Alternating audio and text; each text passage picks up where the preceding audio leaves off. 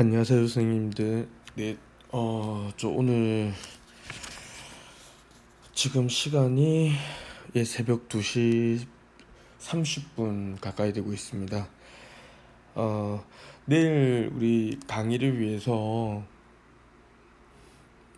내일 저희가 이제 16강 강의가 있습니다. 그래서 9장 수업이 있는데 제가 내일 저녁에 일정이 생기는 바람에 좀 늦게 강의를 찍게 되었습니다. 그래서 동상 강의를 찍어서 이제 보여드리려고자 합니다. 제가 전자칠판에 전에는 이렇게 수업을 강의 내용을 찍어가지고 보여드렸었는데 화면이 좀 이렇게 본문 내용이 잘 안 보이는 것 같아가지고 제가 그 아이패드로 이렇게 지금 강의를 찍고 있습니다. 네, 그래서 조금 더 보시기 편하시지 않을까 생각이 듭니다. 자, 바로 수업 진행하도록 하겠습니다. 네, 죄송합니다. 제 감기가 걸려가지고. 자, 9장. 네, 패러디, 패스티시, 키치. 아주 간략하게 제일 중요한 이 챕터에서 우리가 공부해야 될 것들을 딱 세 가지 제일 중요한 거 이렇게 정리가 되어 있습니다. 먼저 요거 두 개, 먼저 패러디부터 제가 간략하게 먼저 설명을 좀 드릴까 합니다. 패러디부터.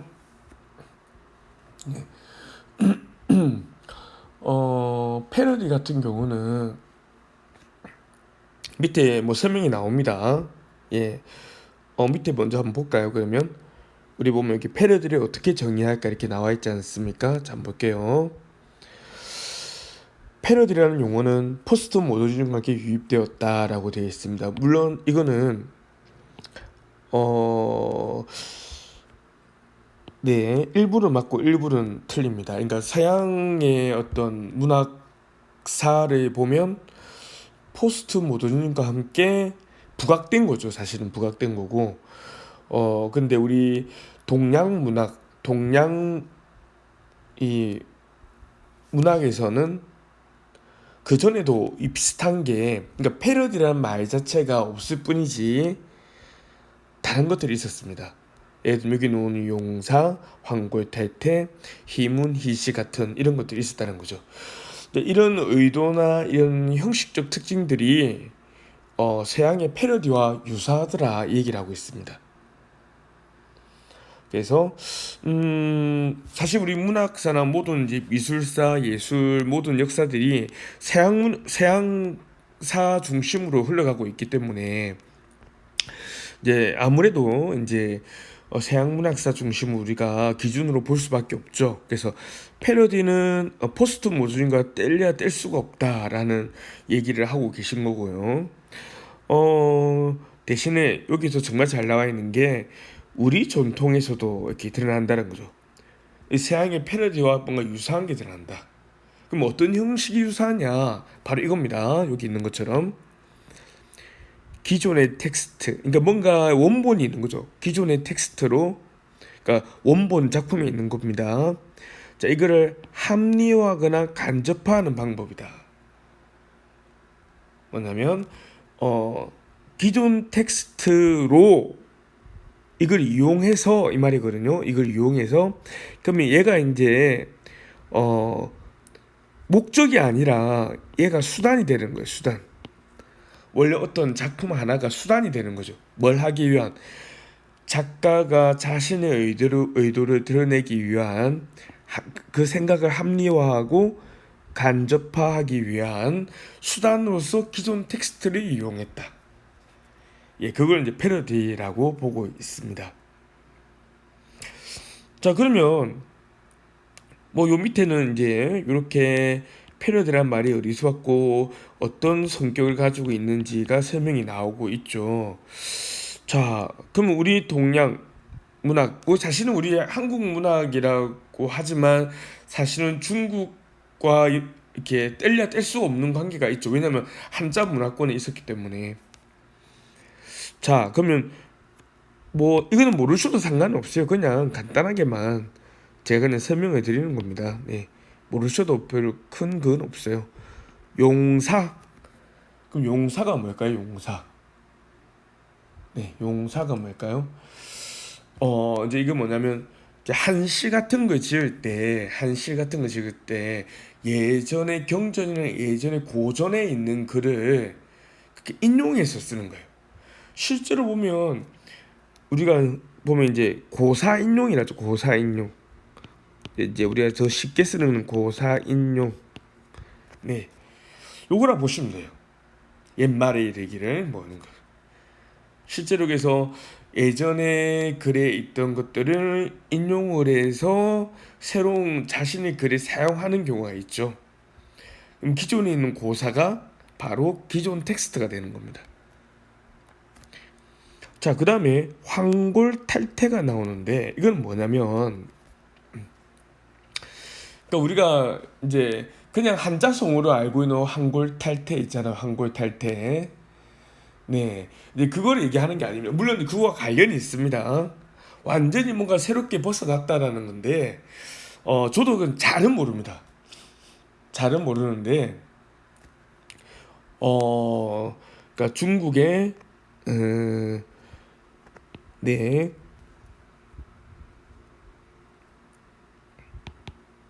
황정견, 네, 라는 사람이 뭘 썼냐면, 네, 환골법과 탈대법이라는 거를 써서 글을 쓰는 방법을 이렇게, 그러니까 실론이에요, 실론. 이것도 실론. 네. 그래서 옛글에 뜻을 바꾸지 않고 뭔가 이렇게 시어를 만들어내는 거를 황골법. 네, 그리고 뜻을 본따서 뭔가 이렇게 묘사하는 것을 탈퇴법. 이렇게 하는 거죠. 그러니까 둘 다 역시 이것도 뭐랑 비슷하죠.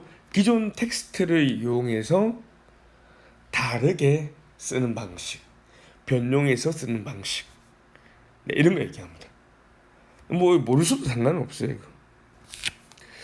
자, 그리고 희문이나 시시, 네, 이런 문장이고 시죠, 그쵸? 네, 그래서 이게 어떤 거냐면 이거 생각하시면 돼요. 그러니까 뭐냐면 그 김삿갓, 김삿갓, 김삿갓의 작품들이 거의 다 여기에 해당하죠. 어떤 풍자적 성격을 띠면서 언어 유희나 이런 말장난을 통해서 비판을 하거나 조롱을 하거나 뭐 이런 것들을 합니다. 네. 그래서 이 패러디가 서양에서만 있는 게 아니고, 그러니까 서양에서만 유입된 게 아니라 사실은 동양 문화권에서도 이런 비슷한 방식들이 사용되었다. 그런데 우리가 용사, 황골, 탈퇴, 황골법, 탈퇴법, 뭐 힘과 지시, 뭐 이런 게 있다라는 것 정도 알면 좋고, 그냥 이제 우리는 그냥 통일해서 네, 패러디 그냥 이렇게 하시면 됩니다. 패러디.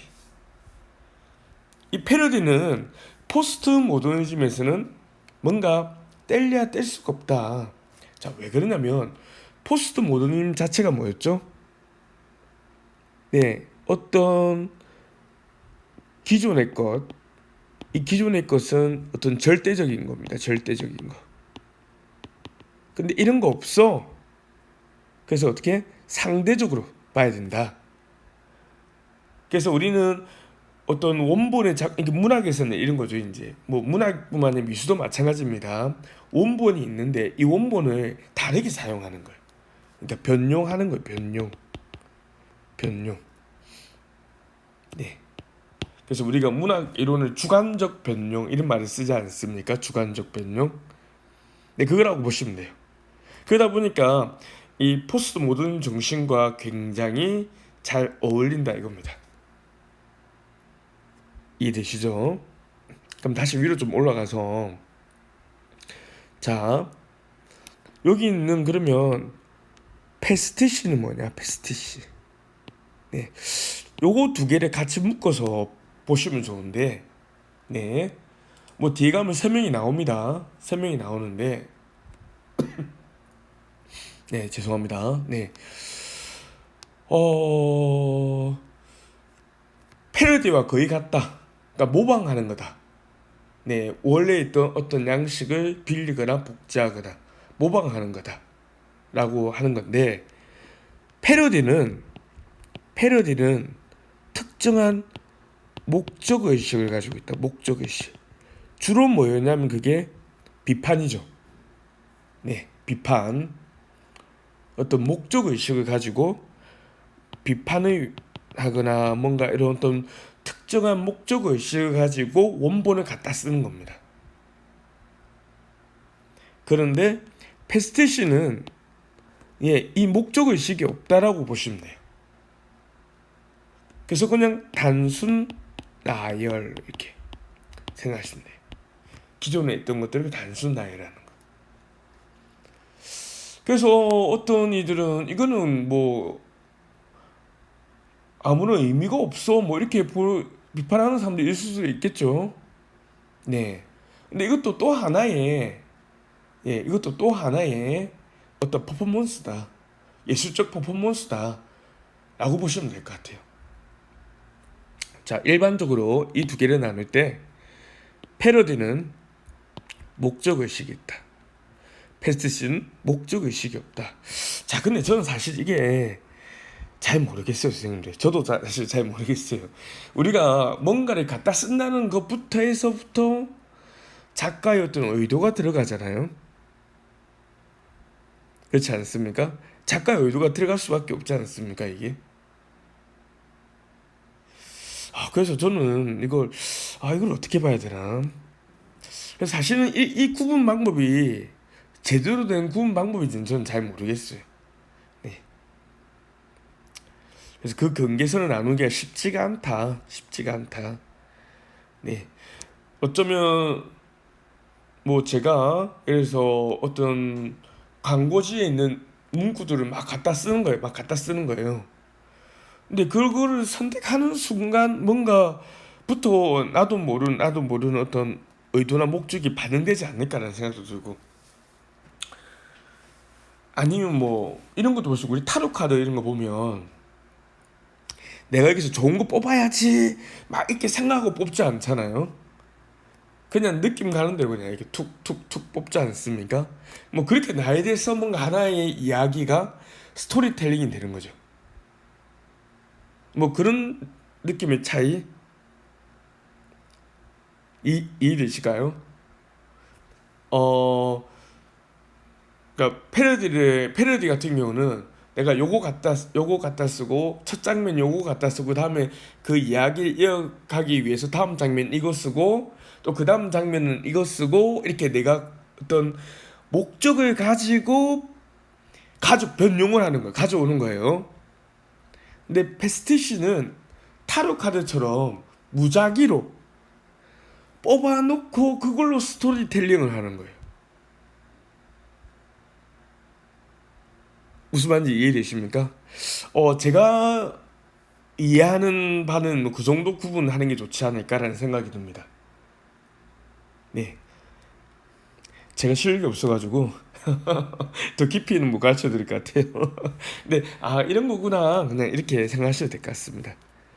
자, 다음에 키치. 뒤에 가면 나오는데, 어, 네.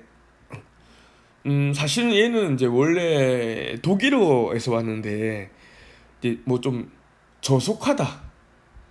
네, 저속하다. 싸구려. 뭐 이런 느낌이죠. 네. 요런 의미가 원래는 뜻입니다. 근데 오히려 우리가 그런 거 있죠. 우리 치킨 그 브랜드 중에 프라다 이런 거 있잖아요. 그러니까 프라다 뭐 악마는 프라다를 입는다 뭐 이런 우리 왠지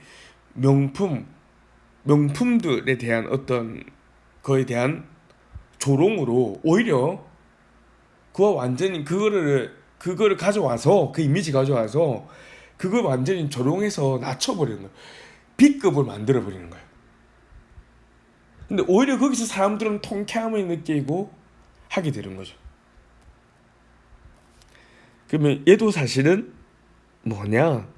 우리 한국 문학에서는 골개미와 관련돼 있다. 골개미. 그래서 제가 뭐 우스갯소리지만 제가 아시는 시조 시인이 계세요. 시조 시인. 예. 정두섭 시인이시라고 있는데 제가 별명을 지어드렸어요. 조선의 기치다 이렇게 제가 네 제가 이렇게 별명을 지어드린 적이 있습니다.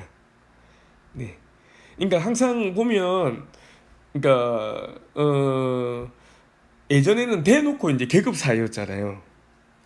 근데 지금은 우리가 신분제가 없어졌어요. 신분제가 없어졌지만 자본이라는 것에 의해서 은연중에 신분 차이가 생겨버린 거예요.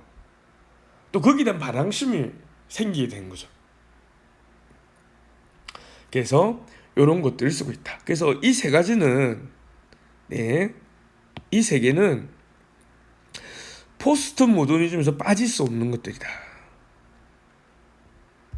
제가 계속 2주째 강조드리고 있습니다.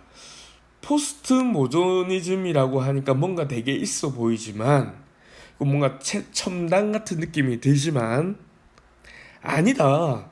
1960년대부터 죄송합니다 선생님들, 제가 감기 때문에 목이 쉬어가지고 소리가 잘 안 납니다. 예, 좀 안 좋은 소리가 나더라도 이해해 주세요. 예, 1960년대부터 있었다. 그러니까 그리고 지금 현재도 ing다. 그래서 여기서도 사람들이 허무감을 느끼고 지쳐가고 있기 때문에 이제 한계에 다다랐다. 그래서 새로운 걸 원한다. 아직까지 답은 나오지 않았다. 그래서 포스트 모더니즘을 사람들이 외치고 있다. 원하고 있다. 네. 자, 포스트 모더니즘의 가장 문제점은 허무주의. 네. 그러니까 기존에 좋다는 것들을 파괴하고 해체하고 다 좋다 이거예요. 근데 그래서 남은 게 뭐냐 이거예요. 남은 게 뭐냐. 공허하다 이거죠. 공허하다.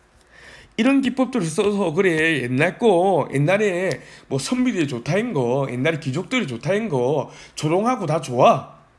이렇게 했는데 그런데 그걸 하고 나서 그 순간적으로는 통쾌함을 느끼지만 남는 게 없는 거예요. 남는 게. 그 남는다는 게 뭐냐면 우리는 예술을 하게 되면 항상 뭘 추구하게 되냐면 이걸 추구하게 되죠.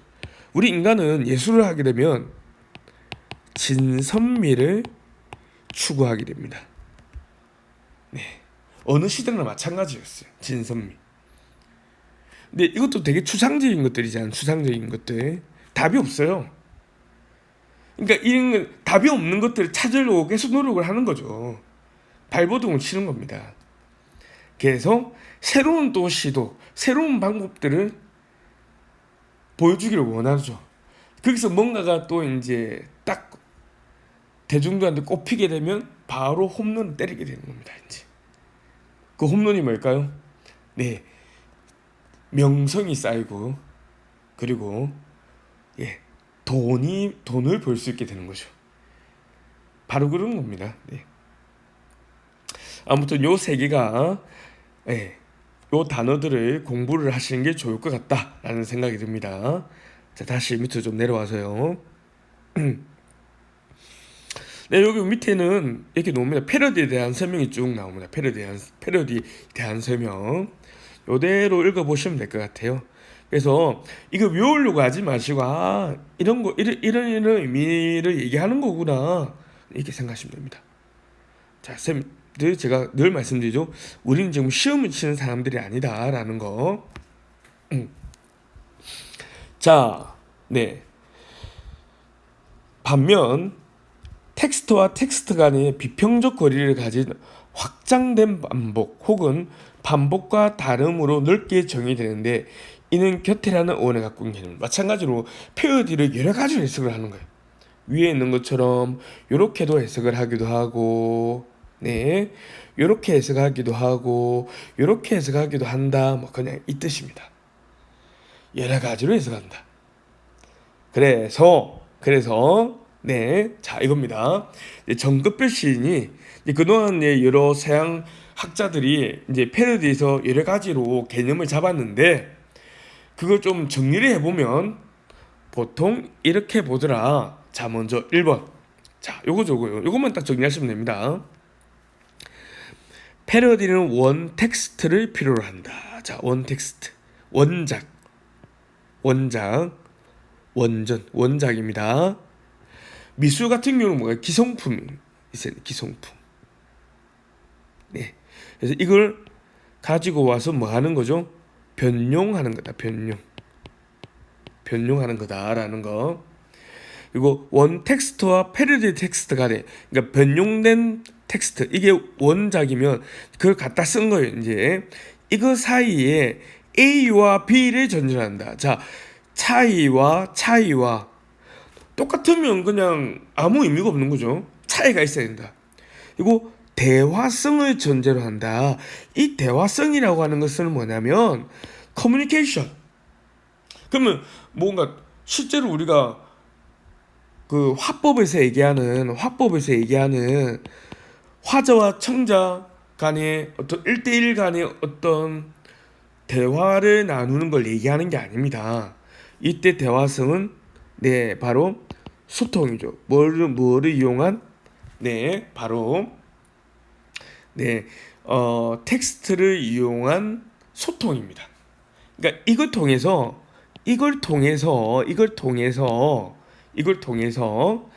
네, 독자와 그러니까 예를 들면 이렇게 설명할 수 있겠습니다. 자, 여기 이제 자, 이렇게 작품이 있습니다. 이게 원작입니다. 원작이 있으면 이걸 가지고 살짝 모양을 바꿔 가지고 색깔이 좀 바뀝니다. 그러면 얘는 뭐가 될까요? 패러디한 텍스트가 되겠죠. 그런데 문제는 뭐냐면 여기서 똑같으면 안 된다. 이 두 개가 똑같으면 안 된다라는 게 차이죠. 그렇죠? 그럼 또 뭐냐면 이 중에서 또 중요한 게 뭐냐면 이걸 보면서 이게 뭐죠, 선생님들? 네, 패러디된 텍스트죠. 여기에 독자들이 이거를 수용을 할 거 아닙니까? 독자들이 이걸 보면서 그러면 독자들이 이걸 보면서 이 원전이 원래 있는 작품이 떠올라야 돼요. 이거 춘향전에서 봤던 거네. 이거 김수영 씨에서 봤던 구절 같은데. 야, 이거는 윤동주 씨에서 본 것 같은데. 야, 이거는 유명한 무슨 성경이나 뭐 이런 유명한 경전에서 본 적이 있는 내용 같은데. 이게 독자가 알아차야 되는 거예요. 여기서 묘미가 생기는 거예요. 우리는 이걸 뭐라고 하냐면 전문 용어로 이걸 뭐라고 하냐면 전경화라고 합니다. 정경화. 네. 그러니까 독자들이 원작이 보여야 되는 거예요, 거기서. 그렇다고 똑같으면 안 돼. 차이는 있어야 돼. 네. 어렵지만 쉽고 쉬우면서 좀 어렵죠. 자, 그다음에 여기는 이 글을 쓴 작자가 있을 거 아닙니까? 패러디한 작자가. 그럼 이들 사이에 작자와 이 독자 사이에 소통이 돼야 돼. 소통. 내가 왜 이렇게 했는지 의미 전달이 돼야 돼요. 그게 대화성입니다. 이해되시죠? 네, 별거 아닙니다. 자, 그럼 세 번째 넘어가도록 할게요. 세 번째. 패러디는 독자의 역량에 따라 인식되는 것이며 문제는 이거를 알아볼 수 있는 독자의 소양, 레벨, 수준, 이 사람이 가지고 있는 스키마, 배경지식, 그렇죠? 여러 가지가 독자가 다 똑같지 않잖아요. 다 다르잖아요. 그 독자에 따라서 다르게 인식된다. 다르게 인식된다. 그러면 다양한 해석이 가능하겠죠. 이 부분이 바로 뭐와 같다? 아까 말씀드렸죠. 바로 패러디가 포스트 모더니즘의 정신과 일맥상통할 수밖에 없다. 그래서 거기서 심리적 효과도 드러나고 다르게 인식된다. 이게 뭐죠? 제가 말씀드렸죠? 다원주의. 죄송합니다. 하나의 이성은 맞는 게 아니야. 이렇게도 볼 수 있고 이렇게도 볼 수 있고 이렇게도 볼 수 있는 거야. 이겁니다. 이거. 그러므로 독자가 원 텍스트를 인식할 수 있는 직관을 정경, 아까 제가 말씀드렸죠? 정경화. 그러니까 원 텍스트, 원래 여기 있는 텍스트가 독자들이 알아봐야 돼요. 이게 떠올려야 돼요.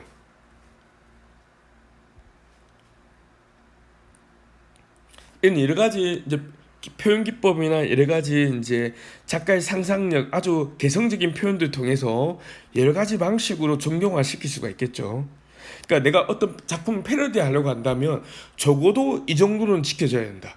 아, 이거는 정말 정리가 완벽하게 되어 있는 것 같아요. 네, 제가 봤을 때 요거는 정말로 공부를 하실 필요가 있는 것 같아요.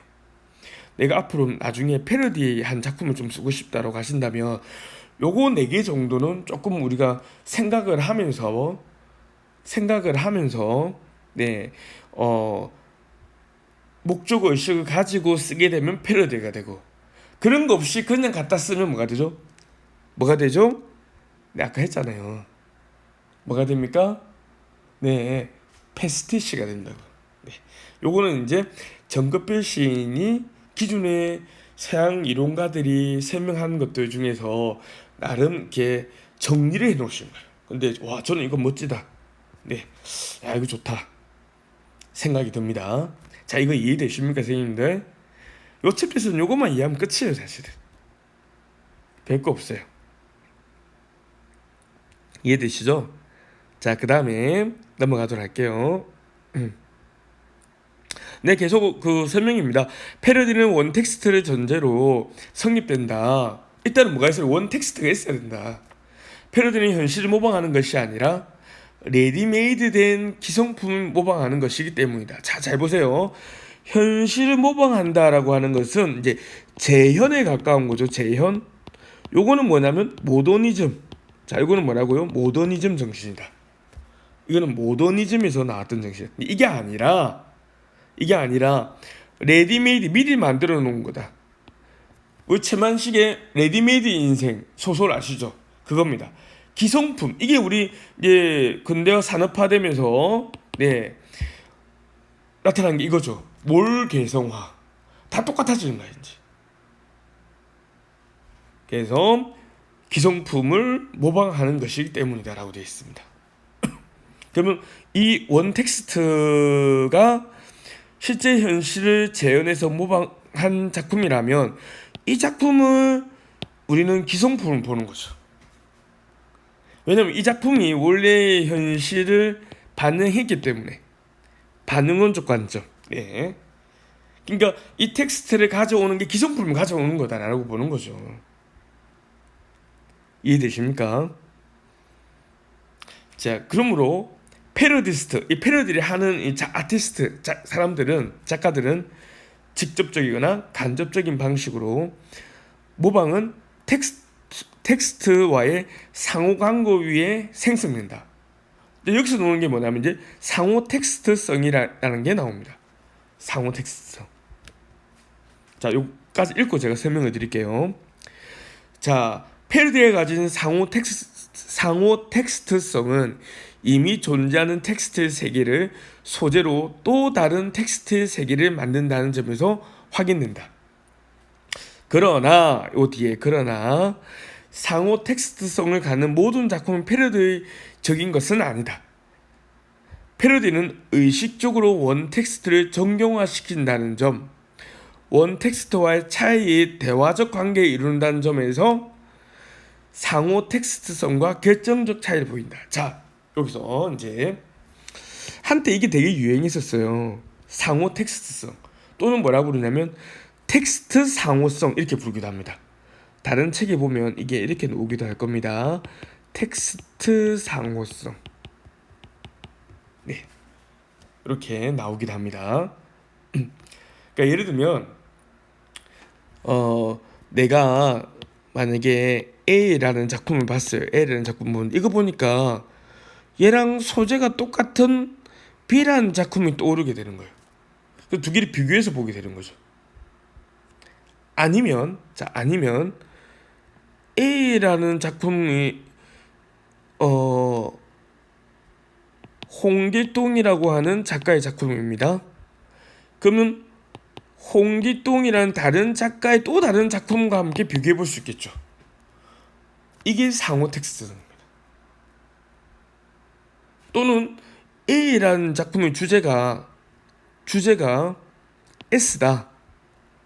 그러면 S-인 다른 작품과 연결해서 비교하면서 볼 수가 있겠죠.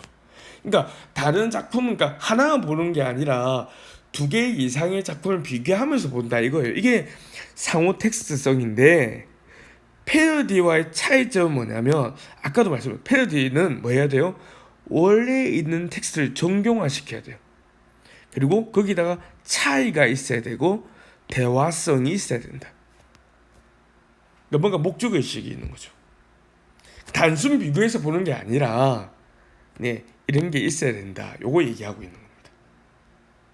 네. 그러니까 패러디 안에는 상호 텍스트성의 성격도 가지고 있어요. 이거예요.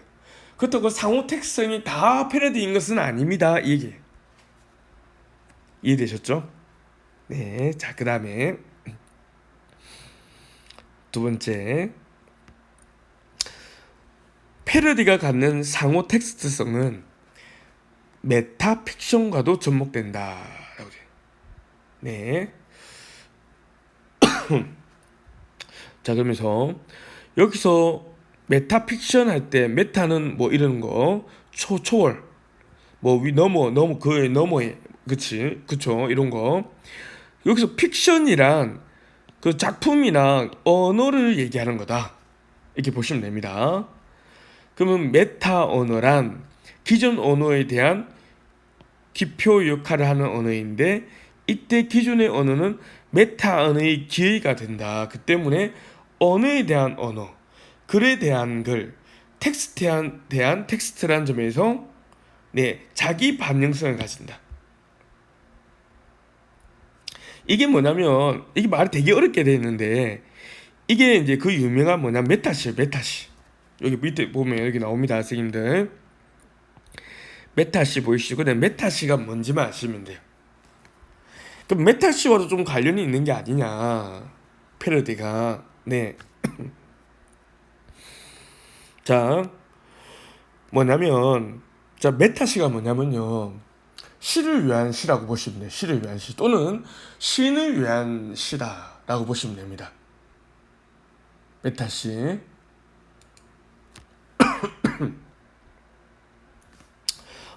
요걸 한번 찾아보십시오, 선생님들. 그 김산 시인의 현대시라고 하는 시가 제목이 현대시예요. 예, 요런 시가 있습니다. 네. 그래서 그러니까 그거죠. 지금 현대시는 이런 것들을 얘기하고자고 해라고 하면서 시를 위한 시를 썼다 이거예요. 시를 위한 시. 예, 다시 한 번 더. 시를 위한 시. 이런 것들. 요런 장르도 있더라라는 거. 네.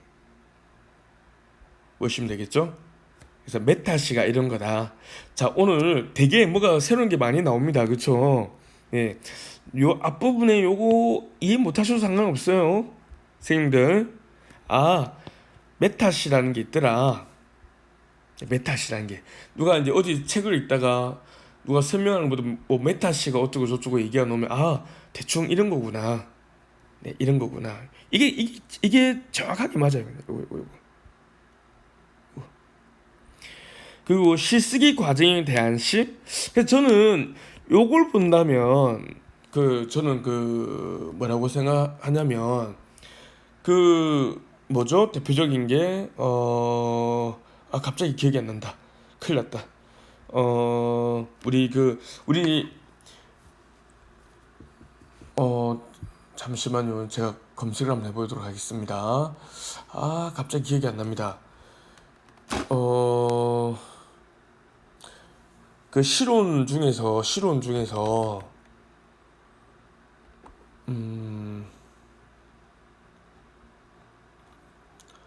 제가 지금 기억이 안 납니다, 선생님들.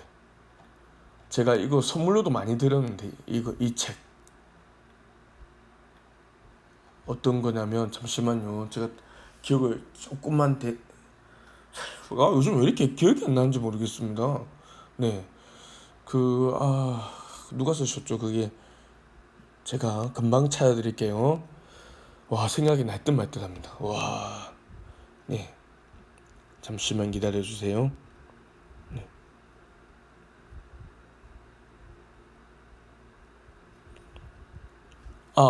그, 네네네네. 이제 찾았습니다. 바로 우리 있잖아요. 누굽니까? 이성복 씨. 네네네. 이성복 씨네. 네, 뭐죠? 예, 무한화성. 있죠? 네, 요거. 네, 요런 것들을 얘기한다. 이렇게 보시면 될 것 같아요. 사실은 이거 보면 그냥 시집을 읽는 듯한 느낌 들지 않습니까? 잠언집을 읽는 듯한 느낌. 네, 바로 그겁니다. 이게 이렇게 예를 들어 드릴 수가 있을 것 같아요. 네, 그리고 그 다음에 뭐가 나오냐면 아까 제가 설명드린 패스티시 얘기가 나옵니다. 패스티시 얘기가 나옵니다. 네. 자, 기존의 텍스트를 끌어다 쓰는 작업을 극단적으로 진행할 때 원본성, 창조성이라는 개념은 무력해지기 십상이다.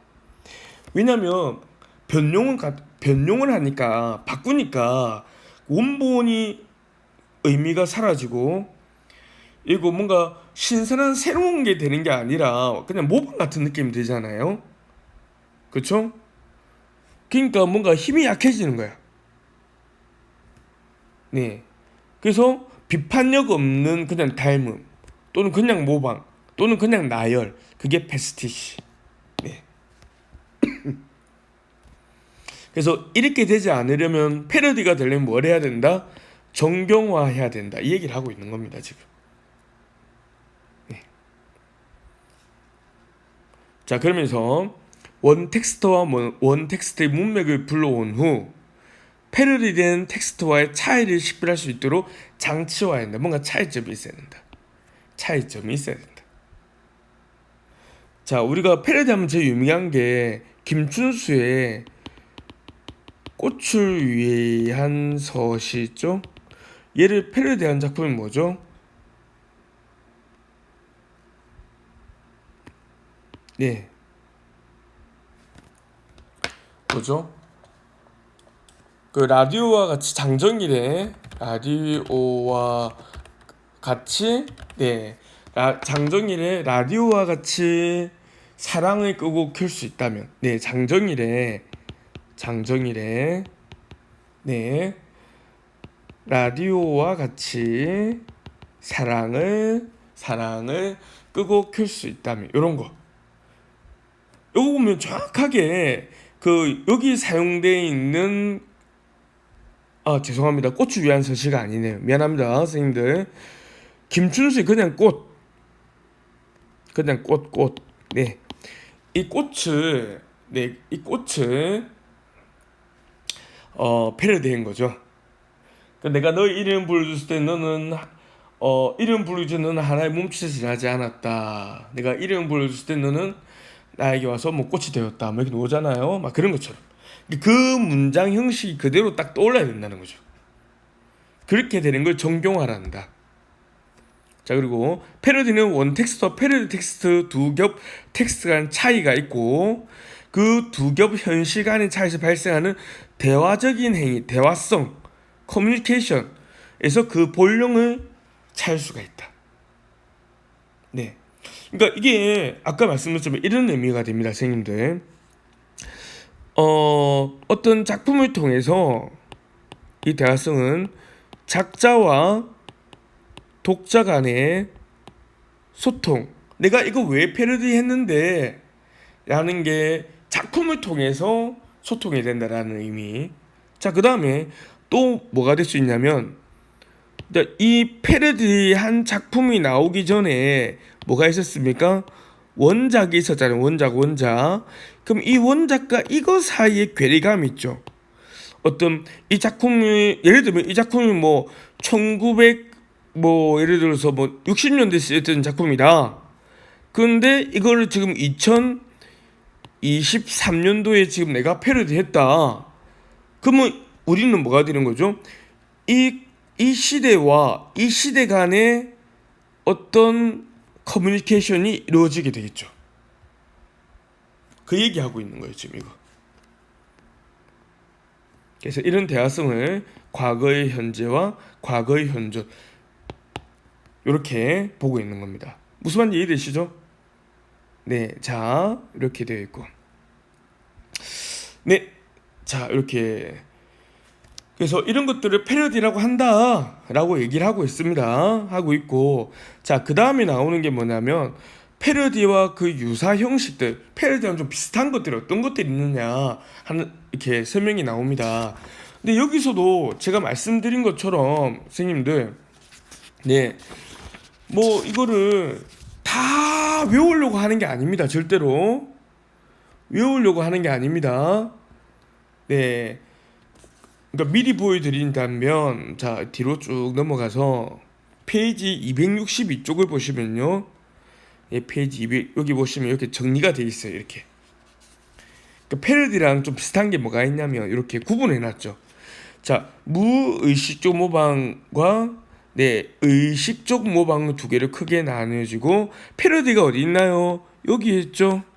그 우리 그 구장의 챕터에 제목이 있던 거 여기 다 있죠. 이렇게. 네, 보이시죠? 네. 그러니까 이렇게, 자, 모방 중에서 의식적으로 목적 의식을 가지는 거예요. 어떤 의식적 모방을 하고, 그래서 어떤 방법적인 걸 이제 가져오는 거죠. 그런 게 요런 것들이 있더라라는 얘기를 하고 있는 겁니다.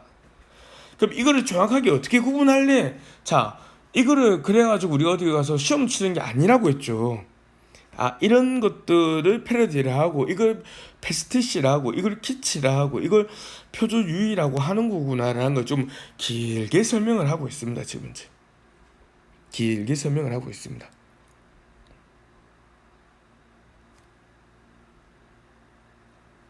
됐습니까? 자, 요거는 이제 자세하게 이제 하나씩 설명하고 있는 거거든요. 네.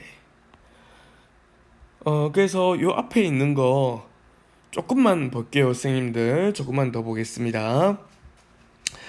자, 패러디는 유사 형식들과의 비교를 통해 그 확장성을 가늠해 볼 수 있다. 자, 우리 시에서 제일 중요한 게 뭡니까? 이 확장성 아닙니까? 네. 이 시의 생명이 시의 생명과 관련돼 있죠. 이 확장성.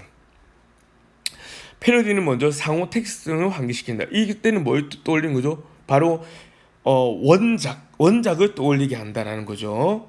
그래서 패러디는 독자적이고 독립적인 하나의 텍스트가 아니라 이전에 존재했던 수많은, 네, 요거 뭐가 좀 잘못된 것 같네요. 잠시만 내려주세요, 선생님들.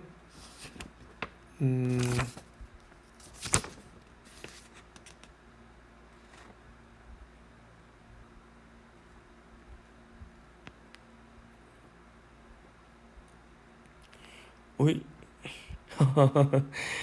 이거 한 페이지가 이거 한 페이지가 그게 안 된 것 같습니다, 선생님들. 복사가 안 됐네요. 아, 이걸 어떻게? 아, 이 중간에 복사가 안 됐습니다, 선생님들. 그래서 어쩔 수 없이 요거 4번부터 259쪽에 요거 4번부터 먼저 볼게요. 중간에 요거 1, 2, 3은 제가 다음 주 수업 때 제가 이거 해드릴게요, 선생님들. 일단 요거 4번 먼저 볼게요. 4번 먼저. 죄송합니다. 자, 콜라주 많이 들어보셨죠? 미술에서 나오는 미술. 이거 이제 영화에서도 사용되고요. 모든 예술 장르에 다 나옵니다. 몽타주, 오마주, 네. 이 경계를 왔다 갔다 한다 이거죠. 네. 자, 밑에 이렇게 간단하게 좀 설명이 되는데 그냥 개인적으로 좀 찾아보셔도 괜찮을 것 같아요. 보세요. 색종이, 신문지, 천, 사진, 광고문 등 오를 붙여 형과 색채를 만드는 기법, 이걸 뭐라 한다? 콜라주라고 한다. 몽타주. 자, 몽타주는 뭐냐면 우리가 이제 제일 많이 접하는 몽타주는 뭐냐면 그거죠. 범인 잡을 때 범인 몽타주 그림 그리는 거 아시죠? 그때 어떻게 합니까? 처음부터 얼굴 전체를 그리는 게 아니라 눈, 코, 입, 입술, 눈썹, 귀 전부 다 따로 하나씩 다 그려가지고 그걸 조합을 하죠. 그러니까 영화에서는 몽타주 기법이라 하면 여러 컷을 동시에 같이 연결해서 보여주는 겁니다. 다음에 오마주는 많이 들어보셨죠? 다른 작가의 재능에 업적을 기리기 위해 감명 깊은 주요 대사나 장면의 본도 모방하는 기법이다. 근데 이게 요즘 문제가 많이 되고 있어요. 표절 아니냐? 표절과 오마주의 차이점이 뭐냐? 네, 어려워요 이게. 네, 이제 이게 표절이 아니고 오마주다라고 하려면 뭐가 되면 되냐면 패러디처럼 정교화를 잘 시키면 사람들이 그 작가의 의도를 이걸 오마주한 거구나라는 게 느껴지는데 이게 원작의 뭐와 비슷한 것 같기도 하고 아닌가 애매하게 하면 표절처럼 보이게 되는 거죠. 그리고 아예 이 표절 시비가 싫으면 그냥 대놓고 얘기를 해야 돼요. 저는 어느 작가의 어느 작품을 오마주했습니다라고 작가가 한마디만 하면 돼요. 그냥 시나 영화나 뭐 음악이나 뭐든지 간에 발표를 하기 전에 자기가 먼저 이렇게 얘기를 하면 됩니다. 저도 오마주한 작품이 있어요. 네, 제 작품 중에서 클래식이라는 작품이 있거든요. 클래식 제 작품 중에서 저는 김애란, 네, 소설가의 소설을 오마주해서, 네, 쓴 시가 있습니다. 그래서 저는 그냥 아예 달아놨어요. 인용을 해가지고 이 각주를 달아놨어요. 저는 표절 시비가 붙으면 안 되니까. 근데 이걸 갖다가 애매하게 해놓으면 이거 표절이다 아니다 막 시비를 거는 거예요. 이제 이게. 자, 오늘 뭔가 새로운 거 많이 나옵니다, 선생님들. 콜라주, 몽타주, 오마주. 예, 우리 이거 다 써먹을 수 있습니다. 시에서. 네. 자, 그 다음에, 네, 6번 한번 볼게요. 6번. 넓은 관점에서 보자면 주체와 주체, 텍스트와 텍스트 사이에 발생하는 영향과 모방의 관점에서도 패러디를 파악할 수 있다. 패러디가 영향의 결과이자 모방 행위는 분명하다. 그러나 단순한 영향이 무의식적 모방, 아까 제가 뒤에 아까 말씀드렸죠. 어디 있는 거죠? 네, 262쪽에 정리되어 있는 거, 262쪽에 있는 거 보시면 됩니다. 262쪽. 네, 무의식적 모방은 그냥 단순히 그죠? 그냥 영향을 준 거다, 영향을 받은 거다 이렇게 되는 거예요. 단순한 영향이다 그거는. 근데 패러디는 뭐다? 의식적으로 일부러 일부러 모방했다 이거예요. 그래서 인용이나 인유 같은 단순한 의식적 모방 인용이 원텍스트 이치를 지향한다 이렇게 돼 있죠. 인용은 보통 어떤 구절이나 아니면 뭐 이런 것들을 가져오는 겁니다. 그쵸? 인유는 뭐냐면 다른 작품에 있는 인물이나 사건이나 설정이나 그런 걸 가져오는 거죠. 네. 우리 그 신경님 시인의 농무 아시죠? 농무. 농무. 거기 보면 누구는 꺽정이 같이 뭐 울부짖고 누구는 서름이 같이 헤헤거린다 이런 구절이 나와요. 요거 어디서 나오는 겁니까? 예, 임꺽정이라고 하는 대하 소설에 있는 내용을 갖고 온 거죠. 그런 걸 인유라고 합니다. 인유. 네. 그래서 이런 것을 의도적으로 가져온 거예요. 의도적. 그러니까 의식적인 모방이다. 의식적 모방이다. 이렇게 보시면 됩니다. 자, 그러면 또 다른 의식적 모방인 표절이 원 텍스트를 철저히 숨기면서 그것들이 마치 자신의 독창적인 작품인 것처럼 가장한다면 이는 의도 포함되어 있는 거예요. 그럼 이게 뭐예요? 이게 바로 표절 유희가 된다. 조심해야 되는 거죠. 진짜 표절이라고 비난받을 수 있으니까. 마치 표절한 것처럼 이걸 갖고 노는 거예요, 이게. 이 경계선이 굉장히 모호합니다. 네, 경계선이 되게 모호해요. 재밌죠, 그렇죠? 근데 그렇죠. 네. 이런 것도 있다. 이렇게 보시면 이거 보면 표절 유희 나오죠, 선생님들. 네, 한번 보겠습니다. 자, 텍스트의 원본성과 창조성의 본질적 의문을 제기하면서 표절의 새로운 문학적 가능성을 시사했다. 표절 유희란 다른 텍스트에서 빌려온 수많은 요소가 몽타주 기법, 콜라주 기법 이런 걸로 구성된 표절과 유희, 그러니까 이런 것들이 유희되는 거죠. 그렇죠? 반반씩 섞여 있는 거예요. 그러니까 많이 신문에서 어떤 아이디어를 얻거나 특정 용어나 표현을 빌려 쓴다면 그것은 역시 표절 유희가 되기 때문에 현대 작가들은 기존의 텍스트를 끊임없이 재사용할 수 있고 때로는 자신 작품들도 유희적으로 표절할 수 있게 된다라고 돼요. 자기복제.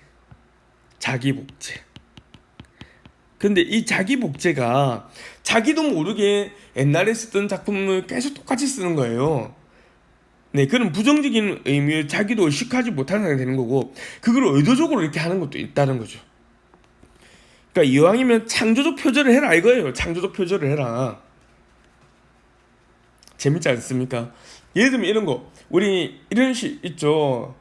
그 예를 들면 뭐 관계자 외 출입 금지 이런 걸 제목을 갖고 온다거나 우리 자동차 우리 백미러 그 우리 사이드 밀러에 보면 그런 거 뭐라고 적혀 있습니까? 실제 사물은 뭐 보이는 것보다 더 가까이에 뭐 있을 수 있습니다. 이런 거 있잖아요. 그렇죠? 실제 우리가 쓰는 문구들 그런 걸 갖다가 쓸 수가 있는 거죠. 이건 대놓고 갖다 쓰는 거죠. 창조적 표절이자 네, 표절 유희 그런 겁니다. 이게 바로 이해되십니까? 네, 뭐 이런 것들이 있습니다. 이런 것들. 네, 그래서 사실 이거를 딱 나누기가 굉장히 어렵다라는 겁니다. 나누기 어렵다. 자, 그럼 오늘 수업했던 내용을 좀 정리를 해보도록 하겠습니다, 선생님들. 이 챕터가 말이 어렵게 돼 있어요. 그래서 딴 거 다 모르셔도 돼요. 선생님, 우리 딴 거 다 모르셔도 됩니다. 딴 거 다 모르셔도 돼요. 근데 뭐만 하면 되느냐? 자, 다시 앞에 넘어가도록 하겠습니다. 보세요. 오늘 한 것 중에서 복습하셔야 될 게 있습니다. 자, 자 여기 있는 거. 자, 보이시죠? 자, 네,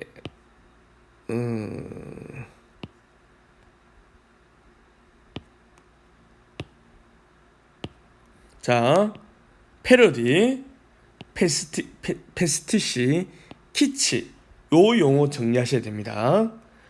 이게 뭔지 아셔야 됩니다. 됐죠? 요거 몰라도 돼요, 선생님들. 자, 그리고 꼭 아셔야 될 거 요거 보이시죠? 요거 요거 패러디 할 때는 이거는 꼭 지키자라고 했던 것들 요거 꼭 복습하시기 바랍니다. 네. 그 다음에 여기서는 뭐가 있었다고요? 예, 메타시. 메타시가 뭔지 알자. 메타시. 메타시. 제가 이렇게 얘도 이렇게 들었어요. 얘도. 네. 자, 그 다음에 여기 있는 거 콜라주, 몽타주, 오마주 기법들. 네. 자, 그 다음에 인용과 인유 제가 설명드렸고요. 네, 그 다음에 표절 유희, 표절 유희. 자, 요렇게. 자, 요것만 복습하시고 자기 머릿속에 우리 선생님들 스스로 그래 이거는 이걸 이런 거 이런 애들이 얘기하는 거야 정도만 딱 정리되시면 그럼 끝이에요.